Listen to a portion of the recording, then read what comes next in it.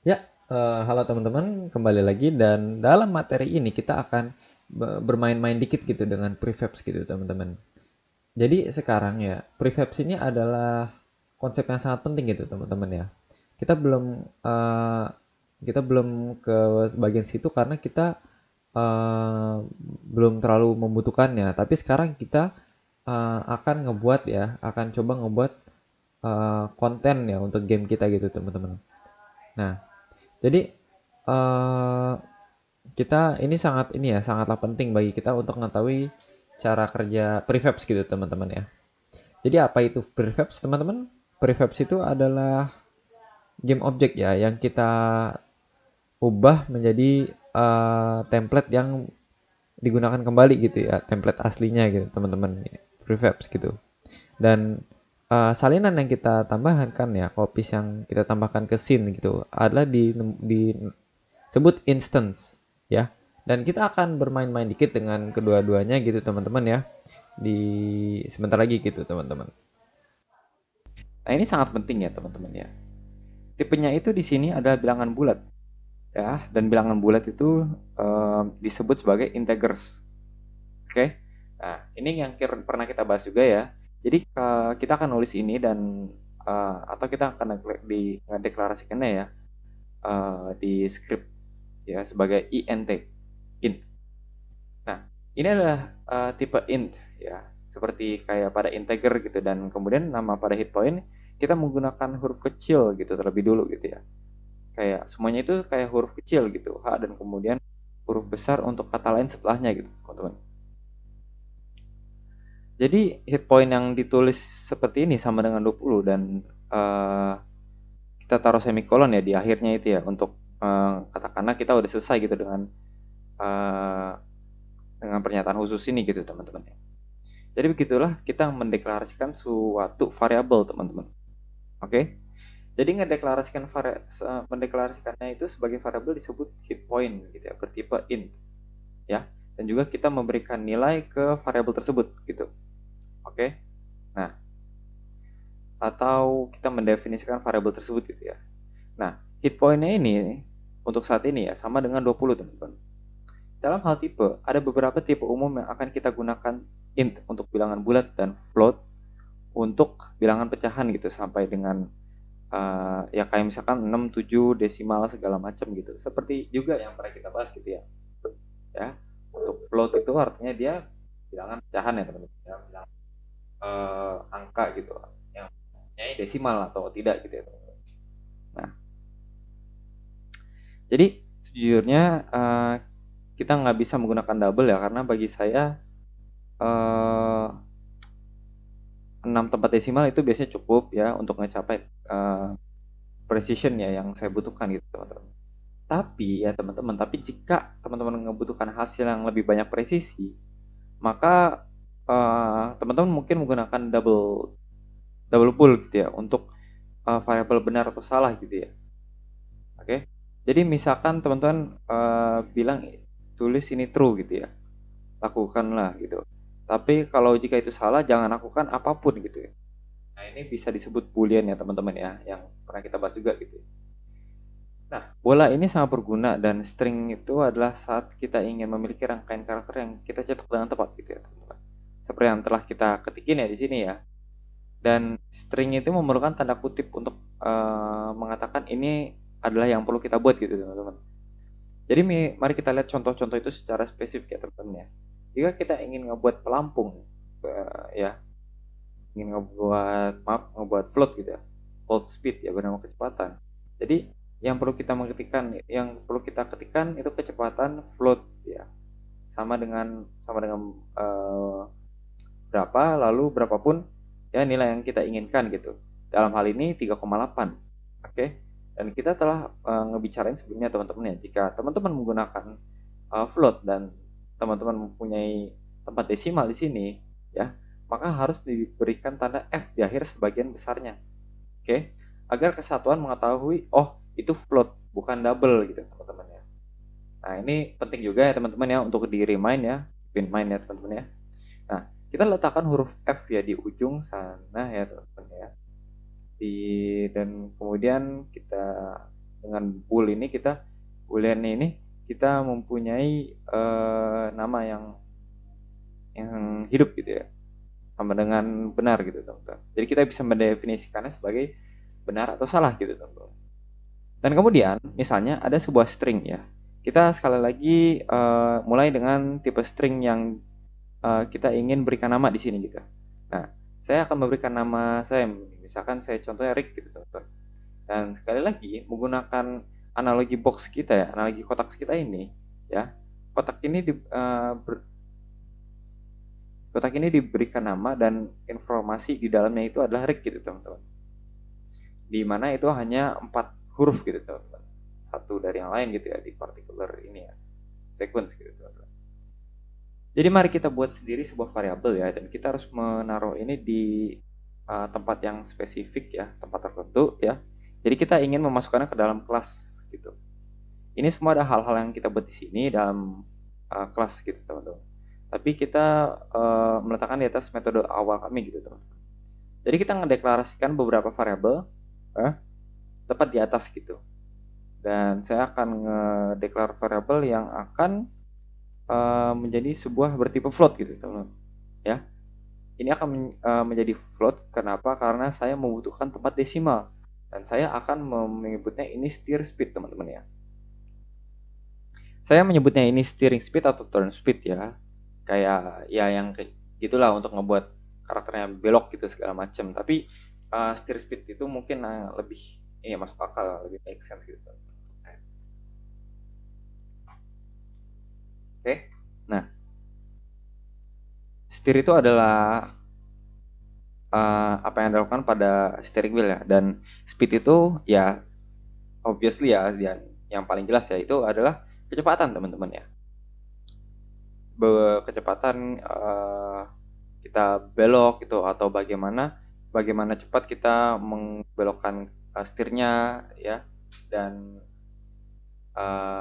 saya akan memberikan value-nya ya. Jadi value-nya ini oke, kita taruh di sini, mungkin untuk sementara kita taruh 0,1 F ya. Lalu semikolon ya, F titik koma. Oke. Apa yang kita lakukan selanjutnya? Nah, kita kan mempunyai ini ya, punya steer speed variable ini ya, teman-teman ya. Nah, jadi kita akan memasukkannya ke sini ya di dalam metode rotate ya. Alih-alih menggunakan nilai sebenarnya dan ngetikkan kecepatan kemudian steer speed tersebut gitu. Dan untuk menegaskan kembali ya, alasan kita melakukan ini dan tidak meninggalkan nomor itu di situ gitu, karena kita ingin mengganti ya kecepatan steer speed ini berdasarkan hal yang akan terjadi di dalam game kita gitu teman-teman ya. Jadi sometimes ya, jadi kadangkala ini menjadi 0,1 ya, sometimes ya kadangkala juga akan menjadi 0, akan menjadi 0 gitu. Dan kadang-kadang juga akan menjadi 1 gitu ya. Misalnya kita ingin mengubah ini yang akan kita lakukan pada materi mendatang ya. Tapi kita hanya mempunyai nomor yang sudah dikodekan di sana gitu. Kita tidak bisa langsung mengubahnya, bukan? Oke deh, jadi gini.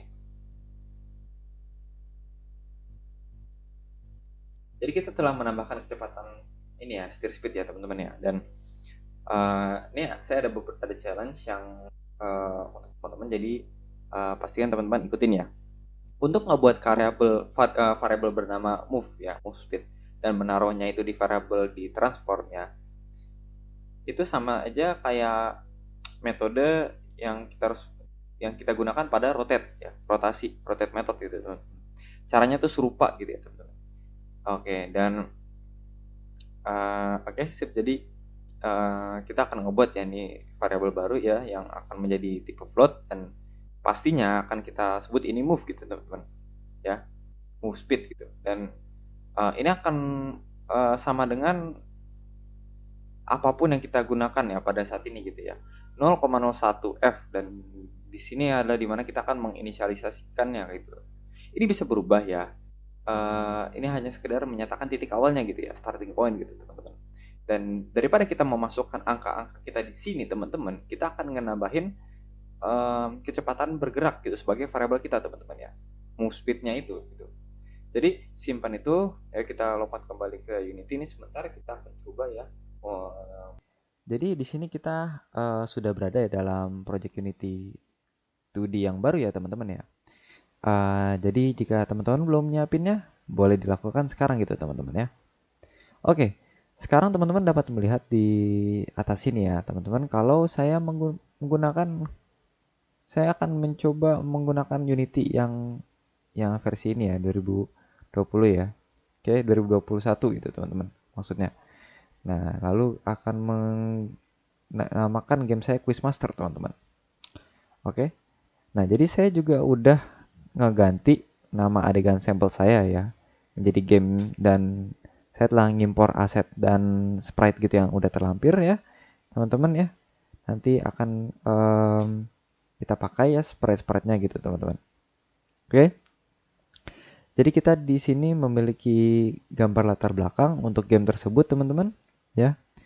Kami juga memiliki gambar tombol yang berbeda gitu ya, dan kita juga memiliki gambar pravisualisasi yang teman-teman lihat gitu di dalam dokumen desain game saya ya di uh, materi ini gitu teman-teman ya. Oke, jadi teman-teman jangan ragu ya untuk ininya ya, untuk nyoba ya, yang ngegambar sendiri gitu. Teman-teman juga bisa dapat menggambar sendiri dan dapat menggunakan gambar yang lain gitu, bisa ya, terserah teman-teman bagaimana ya. Jadi teman-teman bisa ngikutinnya ini tanpa masalah gitu ya. Oke.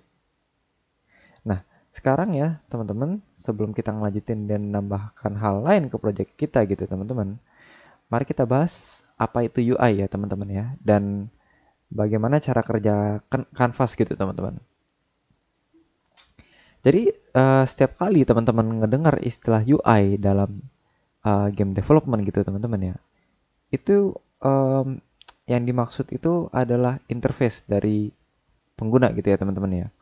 Jadi kayak uh, interface itu ngecakup semuanya gitu, mulai dari kotak teks, tombol, penggeser, menu, ya, minimaps dan lain-lain gitu teman-teman ya, banyak gitu ya. Jadi um, hampir semua hal yang dapat berinteraksi gitu dengan pengguna gitu ya teman-teman.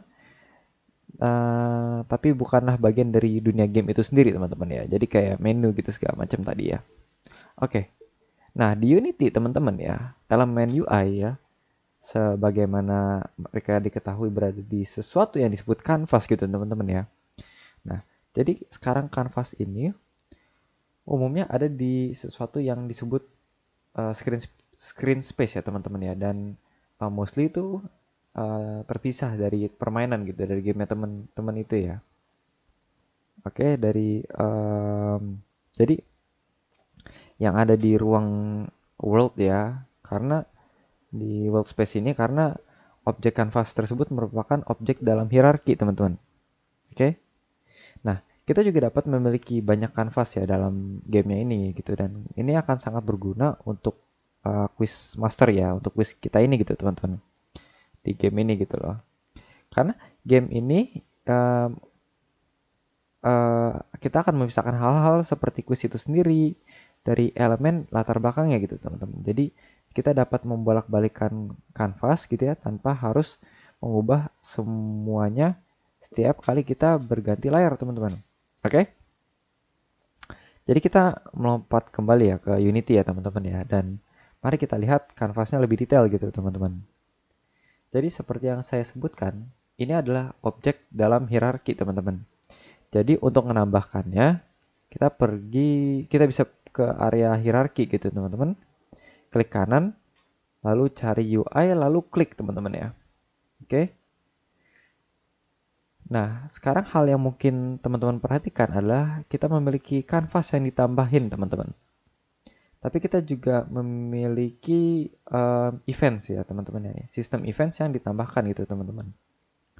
Nah, sekarang ya kita nggak perlu terlalu khawatir ya tentang sistem events ya untuk sekarang gitu ya teman-teman ya. Event sistem ini gitu.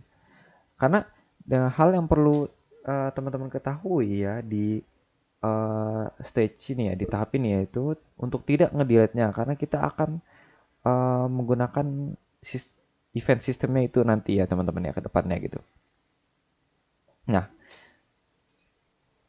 jadi sekarang ya teman-teman, kalau kita ngeklik canvas dan melihat inspektornya ya, hal yang pertama kali teman-teman akan lihat ya di sini ya, uh, adalah maka mereka tuh tidak memiliki komponen transform ya, seperti objek yang lainnya yang mungkin teman-teman sudah ketahui gitu teman-teman ya sejauh ini gitu.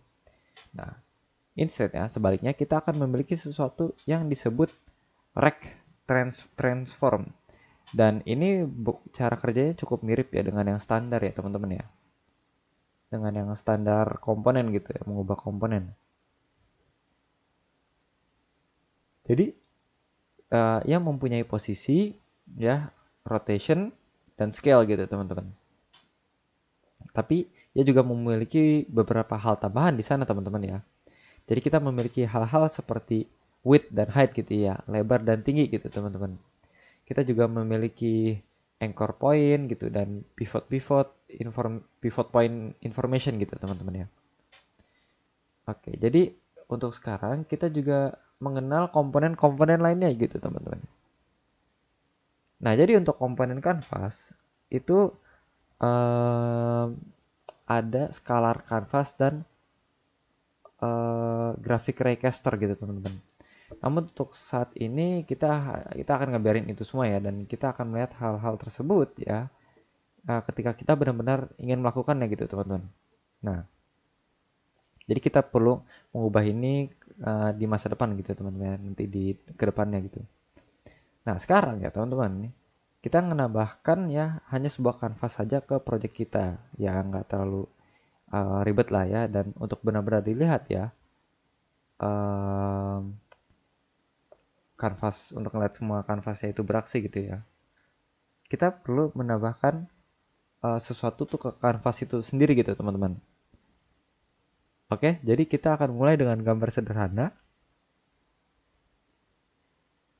Dan tiap kali kita menambahkan sesuatu ke UI, itu harus berupa kanvas itu sendiri gitu teman-teman ya. Dan jika jadi kita melanjutkannya dan klik kanan ya pada kanvas ya di area hierarki ya, hierarki general ya.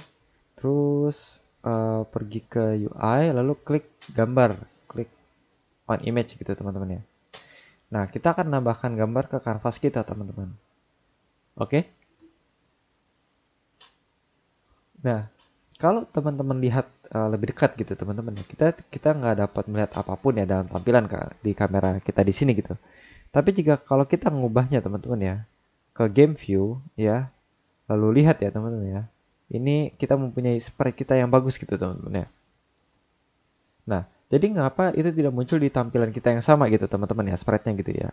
Nah, jika kita balik ke tampilan sama, ini tampilan kamera gitu teman-teman ya. Jadi ini akan melihat world space ya dalam game kita gitu teman-teman. Tapi seperti apa yang saya sebutkan ya sebelumnya ya, kanvas itu ada di ruang layar gitu yang Anda mungkin bisa ngelakuinnya ya, lihat garis putih seperti ini ya di tepinya kayak gini gitu teman-teman. Dan itulah sudut kanvas kita gitu teman-teman. Jadi mari kita klik 2 kali ya pada kanvas kita untuk memusatin ya. Dan teman-teman akan melihat ya kita ngeperbesar dan memperkecil teman-teman ya. Di pojok kiri bawah, teman-teman mungkin masih bisa ngeliat ya tampilan kameranya yang berada gitu, di mana beradanya gitu. Kita juga bisa ngeliat bahwa sprite kita ini telah muncul di tengah-tengah area kanvas kita gitu teman-teman ya. Namun meskipun kanvasnya itu jauh lebih besar ya dalam tampilan adegan, dalam tampilan game ya semuanya itu nyatu gitu teman-teman ya. Oke. Ya, dengan world space ya di belakang kamera dan kemudian ruang layar ya di uh, taruh di atas gini teman-teman ya. Dan untuk mendemonstrasikannya lebih sedikit lebih baik ya teman-teman ya. Mari kita lanjutin dan nambahkan sprite dari objek 2D kita gitu teman-teman. ya. Jadi kita akan nambahin circle ya. Nah, kita udah nambahin circle agar kita dapat ngebedain ya teman-teman ya. Jadi kita akan ngatur posisi ya. Jadi let's say katakanlah 5 gitu pada sumbu X dan 0 pada sumbu Y gitu. Nah, kita dapat ngeliat lingkarannya di sini gitu teman-teman ya. Lalu jika kita ngeklik gambar pada kanvas tersebut, maka kita dapat ngeliat perbedaan posisinya teman-teman ya. Oke, posisi di sini itu 0 ya teman-teman ya. Tapi jika sumbu X itu kita ubah menjadi 5 gitu, jadi sama dengan lingkaran gitu ya, kita perlu ngeperhatiin uh, bahwasannya tuh kotak ya. Kotak itu bergerak sedikit banget gitu teman-teman. Jadi gini teman-teman, ini bisa sedikit agak ngebingungin ya ketika teman-teman pertama kali nemuin ruang dunia ini ya, world space ya, dan space working gitu teman-teman bersama gitu. Tapi ini hanya sedikit butuh sedikit waktu dan sedikit latihan gitu. Semoga ini bisa terwujud gitu teman-teman. Nah, cukup intuitif ya saat kita bergerak gitu teman-teman ya. Jadi untuk saat ini kita langsung saja kita hapus circle spot kita karena kita nggak perlu ngemerluin ya gitu teman-teman ya untuk game kita gitu teman-teman. Nah, karena kita juga bekerja murni dalam UI teman-teman ya. Ada sedikit prep work ya yang kita perlu lakukan gitu. Namun sebelum kita memulai kode ini ya, ada ya tadi ada beberapa persiapan yang harus kita lakukan gitu sebelumnya. Jadi hal pertama yang ingin kita lakukan adalah membuat beberapa projectile yang bisa kita uh, instantiate ke dunia kita gitu teman-teman ya. Jadi di hierarki ya, mari kita klik kanan dan create new empty game object ya. Dan kita akan namain ini projectile teman-teman.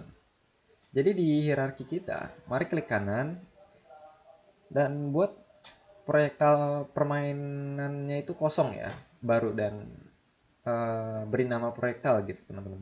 Jadi mari kita atur ulang transformnya ya teman-teman ya. Oke, sip. Nah, oke, kalau udah ya, oke, kalau jadi jika tidak masuk pada 00 ya, dan di bawah sini ya, di bawah objek itu, kita akan nambahkan sprite kita teman-teman. Oke, kita mempunyai beberapa sprite ya di asset pack folder ya. Jadi kalau kita menggali PNG folder dan kemudian ke lasers ya, kita memiliki beberapa opsi di sini ya. Kita memiliki sejumlah ya besar laser biru, laser hijau, laser merah gitu teman-teman. Tapi karena player kita ini biru ya teman-teman, saya akan coba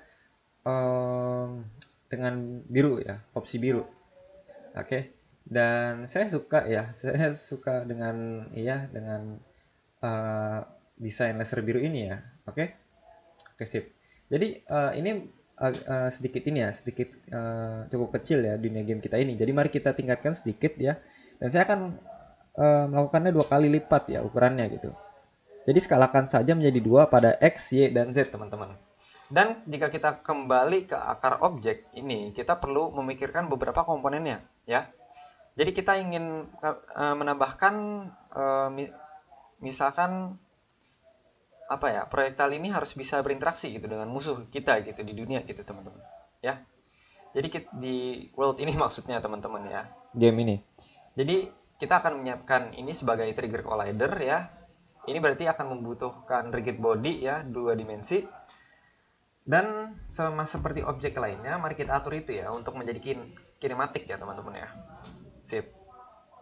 Dan kita juga akan memerlukan sejenis collider ya. Oke. Mengingat bentuk proyektil kita itu kapsul ya, kita akan tambahkan kapsul collider ya. Jadi kalau kita zoom ke proyektil ya, lalu kita bisa lanjutkan edit collider agar sesuai dengan proyektil kita teman-teman. Jadi mari kita tarik ya handles kita, dan kalau teman-teman bertanya, saya telah berhasil nge-manage ya dua sisi secara bersamaan gitu. Ya tunggu saja gitu teman-temannya untuk tombol alt untuk itu gitu teman-teman. Jika sudah terlihat benar, komponen terakhir yang ingin kita tambahkan adalah damage data. Karena proyektil pemain kita ini harus mampu merusak musuh gitu, harus mampu ngedamage ya, ngedamage musuh dan juga proyektilnya musuh gitu teman-teman ya, yang akan menjadi sangat mirip ya dengan ini gitu. Jadi kita harus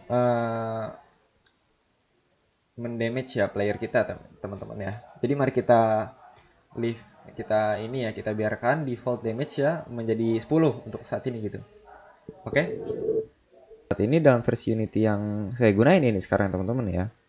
Ya, ada sistem yang lama dan sistem yang baru. Oke. Nah, dan kita akan menggunakan dua sistem ini dalam kursus ini ya teman-teman ya. Dalam project ini maksudnya teman-teman ya. Oke. Nah, tapi dalam proyek kali ini saya akan gunain sistem yang lama karena menurut saya pribadi, jadi sistem yang lama ini jauh lebih mudah ya untuk dipahami ya teman-teman. Dan em,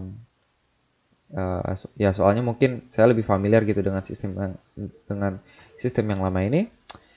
Namun kita akan gunain sistem yang baru nanti di video kedepannya teman-teman ya. Jadi mari kita ngeliat prosesnya. Oke. Jadi kalau teman-teman ngedit dan nemuin banyak banget pengaturan project, teman-teman akan ngeliat banyak banget pengaturan di sini gitu teman-teman. Salah satunya adalah manager input gitu. Jadi mungkin teman-teman udah nutup ya aksesnya ya, sumbunya ini ya. Oke. Jadi input manager access dan access merupakan bentuk jamak gitu dari kata access yang pada dasarnya berarti satu gitu. Dari satu sisi sesuatu ke sisi lain dari sesuatu gitu. Dari misalkan kiri, kanan atau atas bawah teman-teman. Oke. Jadi itu adalah sumbu dari ya coba katakanlah 0 ke 1 atau minus gitu. Minus 1 ke plus gitu. Dan semua langkah diantaranya gitu teman-teman. Jadi sumbu-sumbu yang kita punya di sini sejumlah besar sudah berada di dalam satu kesatuan teman-teman ya. Satu ini ada horizontal ya, dan satunya lagi vertikal gitu teman-teman. Jadi horizontal akan jadi cara bagi kita untuk mendorong ke kiri ke kanan gitu dan ngebuat kendaraan kita ke kanan atau ke kiri gitu.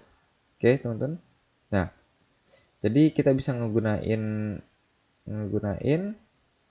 A ya, jika teman-teman lihat itu ke kiri dan kanan gitu. Tanda panah di keyboard ya juga bisa digunain gitu teman-teman. Juga sesuai dengan misalkan teman-teman pengen menggunakan kontrol WASD gitu teman-teman ya. Ya. Nah, A itu kalau teman-teman mencet A itu dia akan ke kiri gitu dan D itu akan ke kanan gitu teman-teman ya. Dan ada beberapa pengaturan lain ya yang nyertain gitu. Tapi sebagian besar saya akan ninggalinnya gitu. Saya nggak akan menggunakannya.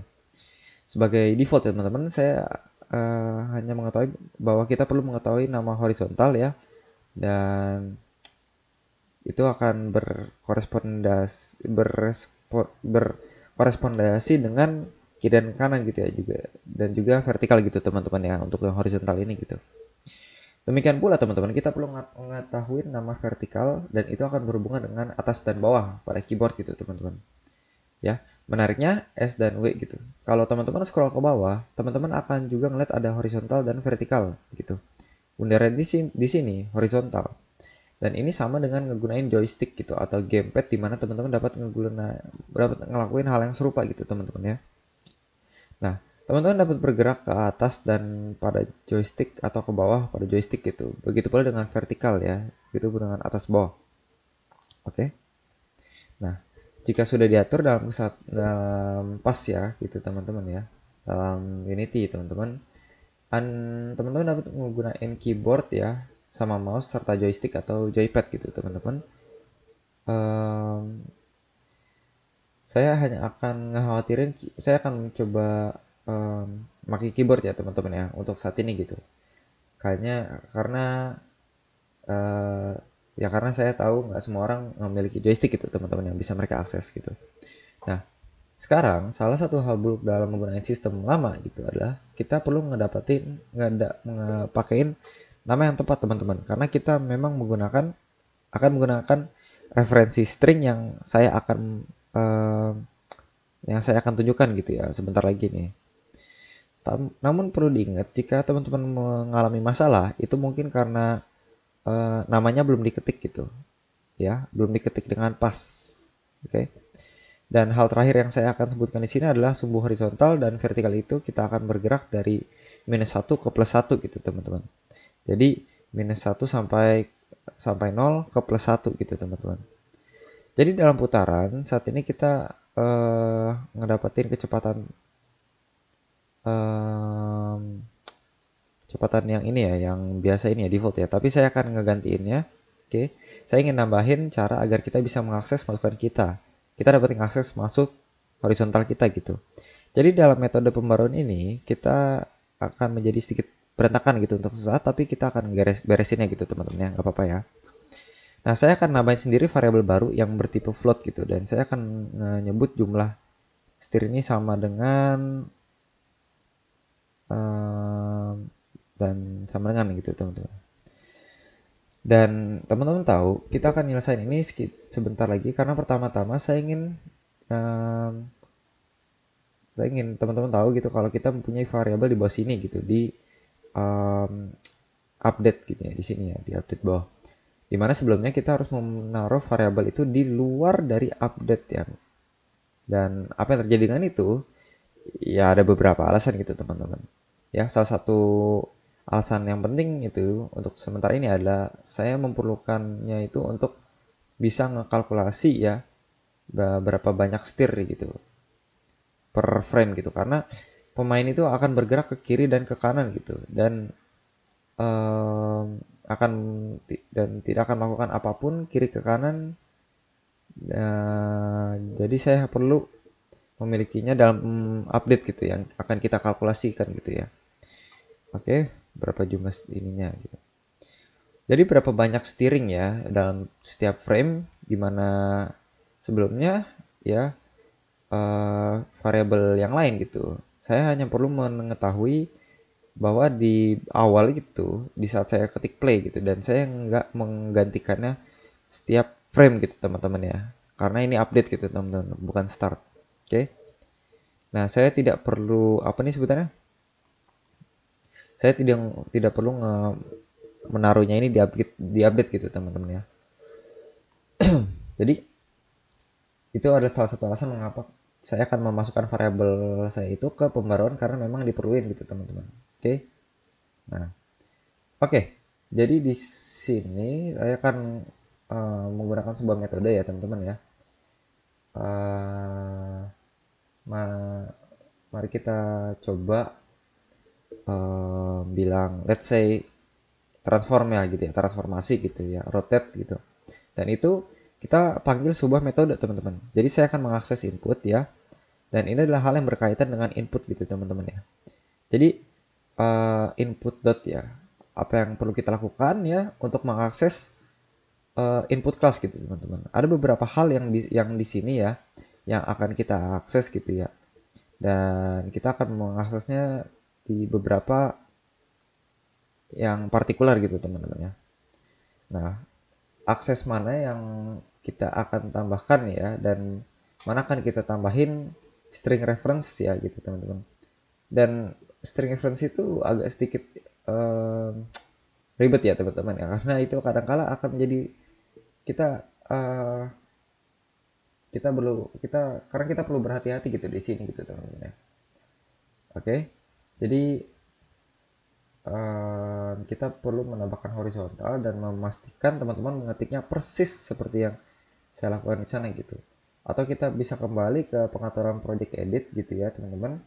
Lalu klik dua kali horizontal itu pada kontrol ya. Lihat salinannya lalu masuk kembali gitu teman-teman ya. Ke kode teman-teman terus di copy paste aja gitu langsung di sini gitu. Jadi begitulah cara teman-teman mastiin agar teman-teman uh, tidak nggak ngacauinnya gitu dan kemudian titik koma ya titik koma akhir ya sebagai ininya ya sebagai um, akhirnya gitu teman-teman ya. Jadi kita akan nambahin ini sebentar lagi gitu. Jadi alih-alih kecepatannya, saya akan nambahin jumlahnya di sini gitu dan lihat apa yang terjadi gitu. Jadi kita akan mengupdate ini sebentar lagi ya. Saya hanya ingin memulai em, apa yang kita punya jumlah setirnya gitu. Pada dasarnya kayak apa yang didorong sama pemainnya itu gitu tersebut ya. Dari -1 ke +1 pada panah kiri dan kanan ya. Dan kita akan nyimpan gitu ya lompatan itu ya ke unitnya itu gitu. Sekarang kita klik play ya teman-teman ya. Dan kita harus memiliki kontrol pertama pada game kita gitu teman-teman. Klik untuk kiri dan kanan gitu teman-teman. Hal yang saya perhatikan dari belakang dan ke depan itu memang mundur, tapi sebenarnya itu berhasil ya, berhasil nggak terlalu buruk gitu teman-teman. Jadi saya keluar dari play mode ya teman-teman ya. Terus kita pergi ke sini, kita coba cek. Saya ingin melihat sebaliknya. Jadi daripada kita menyebutkan jumlah setir, saya hanya mengatakan jumlah setir negatif teman-teman. Sebenarnya saya akan ngambil pen tool dan buru-buru gambar draw yang draw di layer ini ya. Jadi itu akan masuk akal gitu teman-teman. Jadi kita akan bicara tentang jumlah setir ya, setir amount ya teman-teman ya. Dan jika kita memiliki nilai minus gitu, satu yang berarti ke kiri dan ditambah satu berarti ke kanan, maka nol itu adalah nggak ngapa-ngapain gitu teman-teman. Nggak melakukan, jadi kiri ini dan panah kiri ini dan panah di kanan ini, jika kita menekan panah kiri ke bawah, kita akan mendapatkan nilai -1 gitu teman-teman ya. Namun saat ini hal itu membuat kami berputar ke arah yang salah. Oke teman-teman. Jadi ini kita basic math aja ya, basic math aja ya. Kita bilang -1, minus satu itu sebenarnya sama dengan +1 gitu ya. Minus 1 gitu, dan sama dengannya kalau ditambah 1 gitu teman-teman. Dan di sini kita kalau tambahin minusnya aja, maka -1 minus maka minus +1 gitu akan sama dengan -1 gitu teman-teman. Jadi salah satu aturan yang saya pikir banyak dari kita tahu gitu ya, jika Anda mencoba mengurangi yang negatif, yang akhirnya Anda lakukan adalah ngedit, nambahin ya teman-teman ya.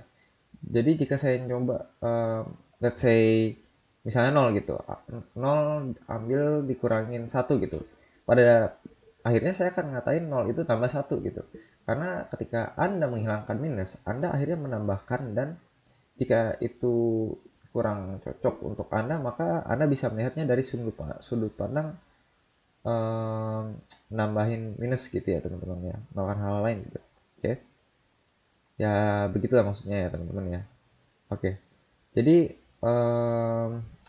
kita masukkan kecepatan kita masukin steer speed dari sini ya, yang kita punya gitu ya, tapi kita harus menggantinya gitu. Dan sekarang inspektor itu akan mengalihkan ya, akan dikalikan dengan jumlah horizontal, dan kita akan nambahin itu gitu teman-teman sebagai rotation value gitu ya di sini. Oke, sekarang kita kembali ke Unity dan mari kita cek ya teman-teman ya. Saya akan mencet ya play di sini gitu teman-teman. Dan kalau saya tulis di sini 0,5, kita klik ya simpan ya, klik mainkan gitu teman-teman. Sekarang kita lihat apa yang kita lakukan di sini, tapi bergerak berhenti ke kiri gitu teman-teman. Jadi kita berputar lebih lambat gitu teman-teman ya. Nah ini ya salah satu contoh dari ini ya teman-teman ya, menggunakan input get axis ya teman-teman ya. Oke, sampai situ aja teman-teman ya. Sampai jumpa di materi selanjutnya. Bye bye teman-teman.